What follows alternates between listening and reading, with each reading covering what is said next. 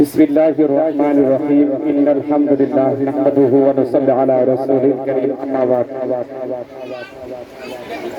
আজকে বৃহস্পতিবার, সপ্তাহে আজকে বৃহস্পতিবার, সবাই জানে।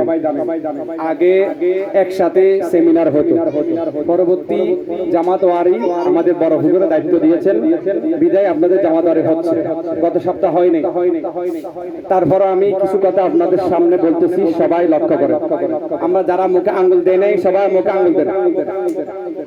প্রথম নাম্বার কথা হচ্ছে আমাদের ইয়া দাঁড়ান, আব্দুল্লাহ আল নোমান দাঁড়ান,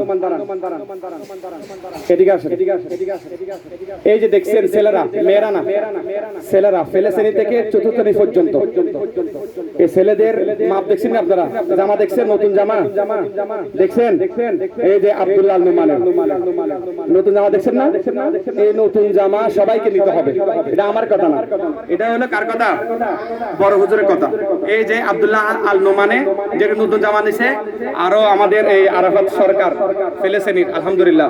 তারপরে আমাদের সাহাব্বির ভাই, আমাদের ইব্রাহিম ভাই, এভাবে আমাদের আরো যারা নিছে, যারা নেই সবাইকে কি নিতে হবে? জামা নিতে হবে।